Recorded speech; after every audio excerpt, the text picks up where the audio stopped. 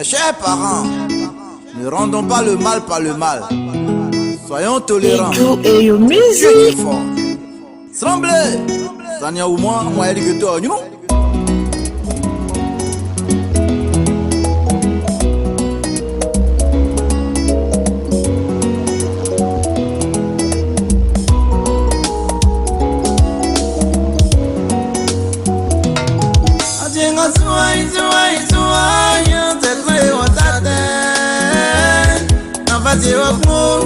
You can't be the young way, young yellow, what in the go.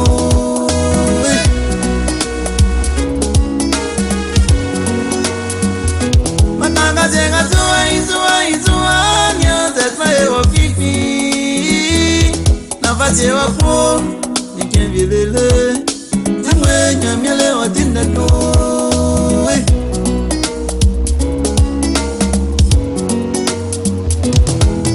Kanye livye take Miami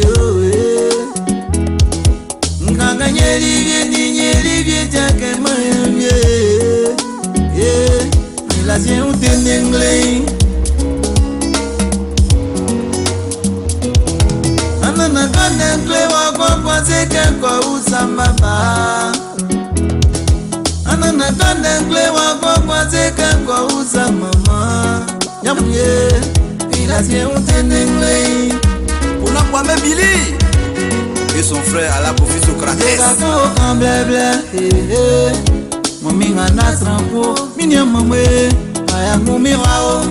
Paul de Saint-Raymond, homme de Dieu, pour prier fort pour nous.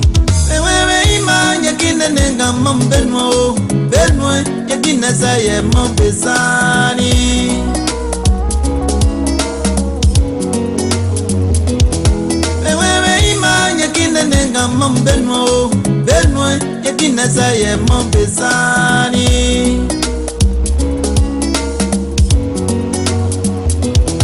Azu kwatiri maimania news atika mwa kamanda kuni mwanzazu kwa mambatani.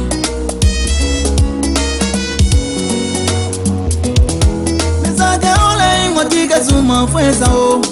Oyi makale, ozu yi makale le.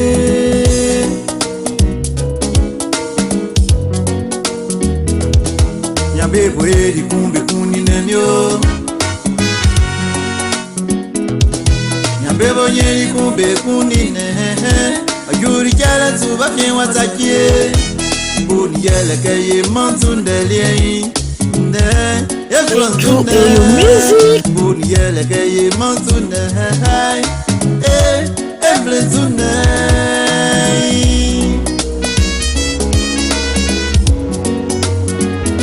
Ye papa mo ye titi ya ititi anyo ititi kumba ye zano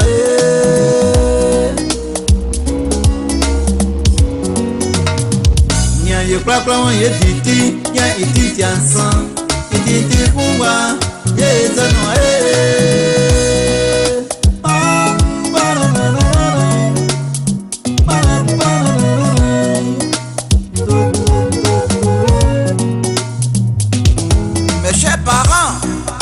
Plusieurs personnes peuvent convoiter une même chose, mais la fin de cette chose doit revenir à une seule personne.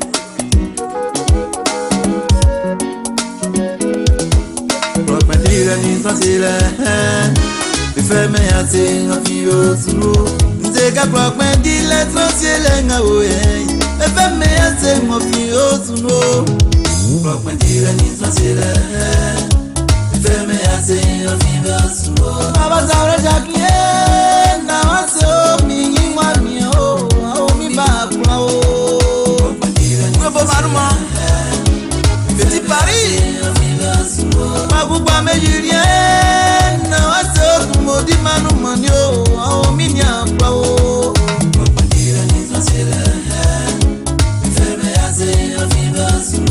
Voici à Patrice. Non, serait moi. Après toi, c'est toi. L'homme fort.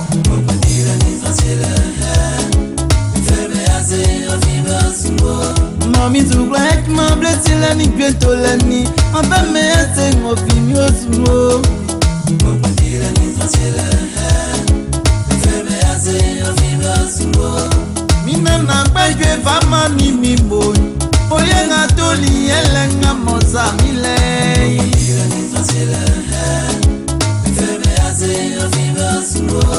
Aundrang pendwe blamuzi yangu nyambaba Mapeme ya sengo piwo tuwo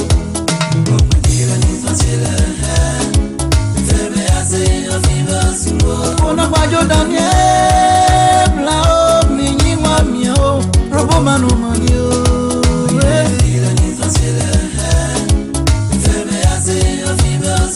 Nyaja baja bonwa le myo minyi wa miyo Ao minya plao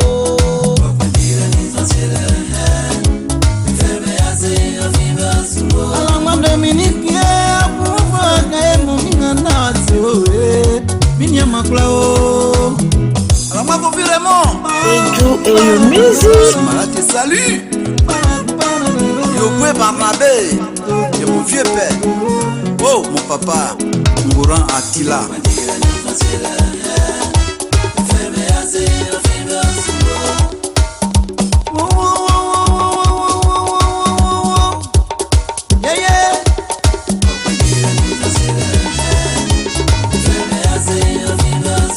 Sikaboti Ngudi Malma, Abri Malma, oh.